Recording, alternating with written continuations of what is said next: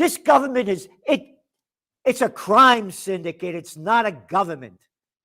Again, go back to last year, not ancient history, 2021, merger and acquisition activity at an all-time high.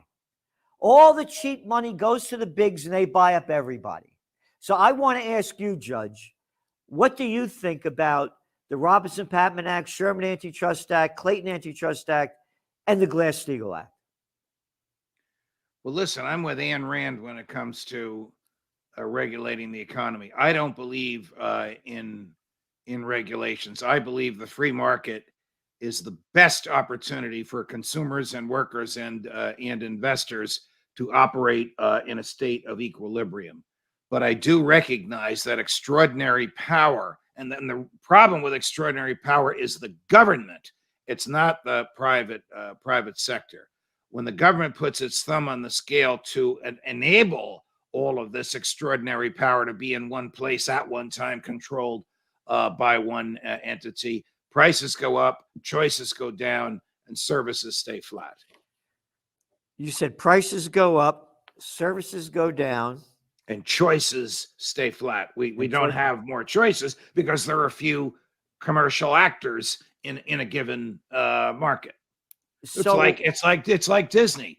It effectively has no competition. Yeah, there are other smaller theme parks, but because it has no competition, it can say to its customers, here's the price, take it or leave it. They can't compete with us. Here are the products we're selling, take them or leave them. Nobody has products like we do. Here are the services we have, take them or leave them. If they had competition, they wouldn't be able to do that. Prices would come down, quality of goods and services would go up, and there'd be more choices for consumers. That's the beauty of the free market system. Free meaning free from government interference. But again, going back to when they did have the Robinson-Patman Act, Robinson-Patman, Sherman Antitrust, Clayton Antitrust, there used to be small businesses. I mean, I remember reading about, how they prohibited Sears Roebuck from, expanding too big, even though they kept doing it, or A&P, so that they wouldn't take over. Like now we have the Walmarts of the world that have taken over.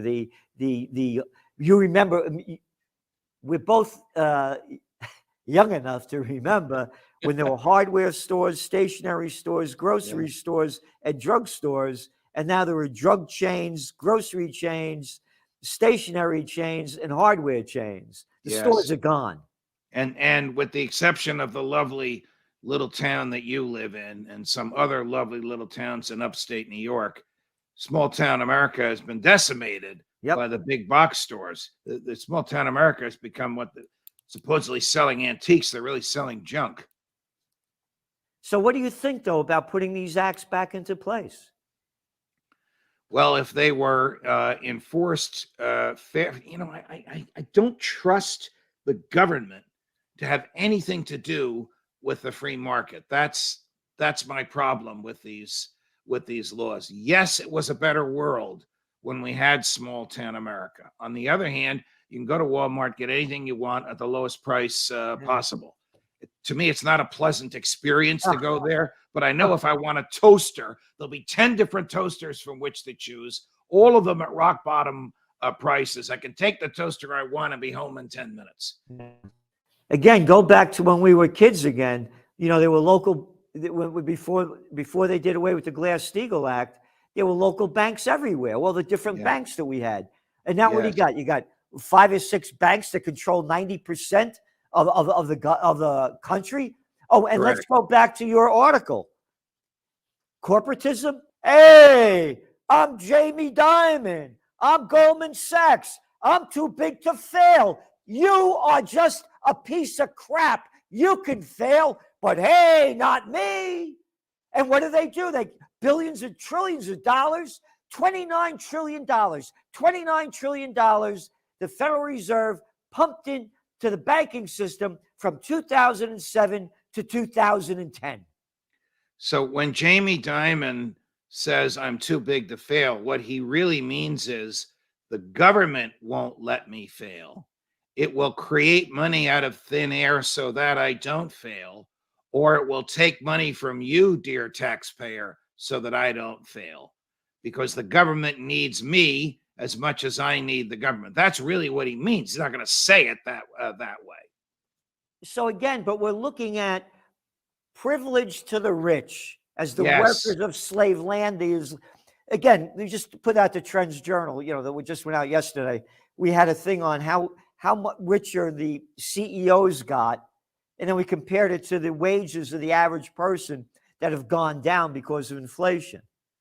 Like the average CEO of the top companies is making over $30 million a year. Oy. There's some number like that, some ridiculously high number. It's going back to like what you talk about the Constitution and the amendments to the Constitution, having a Glass-Steagall Act. It's saying, yes, we're preventing these bankers from taking over. I mean, how?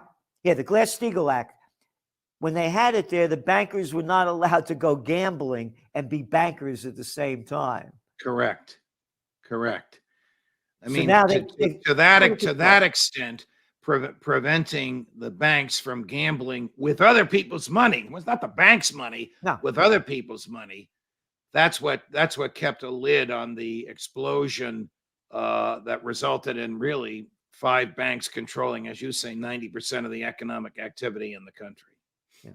And again, the other problem with the banks, of course, is the profoundly unconstitutional, utterly immoral Federal Reserve, on which the Supreme Court has never, in 110 years, never ruled on its constitutionality. Never. No, and they're in control. Thomas Jefferson, who wrote Our Rights Come from God, and James Madison, who wrote that individuals are sovereign, would not recognize government in America today, you wrote. It is force without reason. It is power without restraint. And it views our natural rights as privileges that it can deny us. And then you say, why do we permit this? Why do we permit it? Every time you turn around, the government gets bigger and fatter and does more favors for its benefactors, whether it's a relatively benign benefactor like Disney, or whether it's a very dangerous benefactor like Raytheon. This corporatism has been in the bloodstream of the American government since 1783, since Alexander Hamilton first came up with the idea of a fascistic relationship between government and industry, perfected by Benito Mussolini, imitated by FDR, and I'm sorry to say, now commonplace in America. Didn't somebody shoot Hamilton? Yes, Aaron Burr, right here in New Jersey. It was legal in those days. The duels were legal. Yeah. Although somebody indicted Burr, he fled, and then the indictment was dismissed. Yeah. He was the vice president of the United States. I mean, could you imagine this? I mean, this would be like Kamala Harris shooting Elizabeth Warren. That'd be a great TV show. Yes, it would. Again, Hamilton had it coming to him, I guess. But I want to go back, and you talked about Florida, and you said last week, after much public dispute between Disney personnel and Florida officials over a new Florida statute prohibiting government school teachers from teaching about sexual orientation and gender identity to 5, 6, and 7-year-olds. I mean, it is just repellent that the left-wing creeps into whose hands the states have reposed these government schools.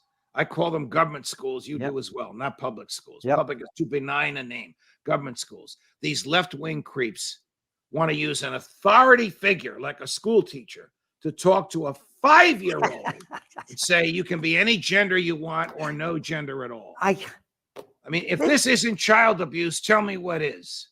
Yeah. Again, what do you call it? You don't call them public schools, you call them government schools. Government schools. I hated every day of school. So time to take a nap. I said, I'm taking a nap every day. It wasn't my time to take a nap. And, oh, no, you have to take a nap now. We're telling you when to take a nap. Yeah, by the way, I ran away the second day. As soon as she turned around, I laid down on the floor and she turned around. Poof, I was out the door. I ran across the Boston Post Road at 4.5 years old to escape kindergarten. They Wow. took me out because they know that I'd be dead because they couldn't control me as a kid. Now they had me all injected. But you call it the government? What are they? Government schools. Government schools. So they have guaranteed customers, students, guaranteed income, taxpayers, no competition. That's a recipe for failure. It's also an opportunity for indoctrination. You will take a nap. War is good. Government is here to help you. Lincoln was a great president.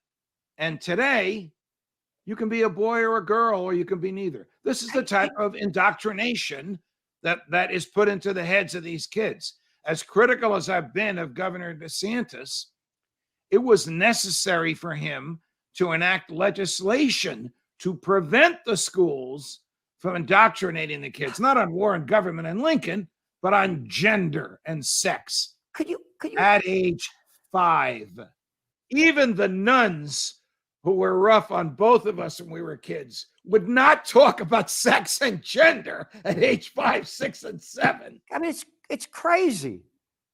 It's crazy. You know, Judge, you're so needed in this world today. You know, for the things you say and the knowledge that you have and the way you really present it. You know, I'm trying to write notes here about what you said about, you know, government schools, the indoctrination. And again, to me, the school system, what was it? It was only designed, about in the early 1900s, I think, out of Louisiana for the poor kids. Louisiana and San Francisco, and the godfather of the progressive school system was a Princeton professor of constitutional law who eventually became the president of Princeton and the governor of New Jersey and the second worst president of the United States, Woodrow Wilson. Murderer, bankster, bandit, Wilson. Yeah. Now I'm a Yankee Doodle dandy, Yankee Doodle do or die. Yep. For World War Federal Reserve, federal income tax, popular election of senators, administrative state, government by experts. We know what's better for you than you know for yourself. Thomas Woodrow Wilson. Yep. You know, China, you know, they're locking down again and all doing all this, you know, and we become the Chinese way. And as I opened the Trends Journal with that, you know, that we have these little dictators, as you call them, telling us what to do. Our freedom has been gone. It's lost. Yeah. I came across a phrase last night by the late, great, irreverent comedian George Carlin. He said, "It's not a Bill of Rights. It's a bill of temporary privileges that the government decides to dole out and take back at its whim." Sad to say, Carlin was right. Yeah.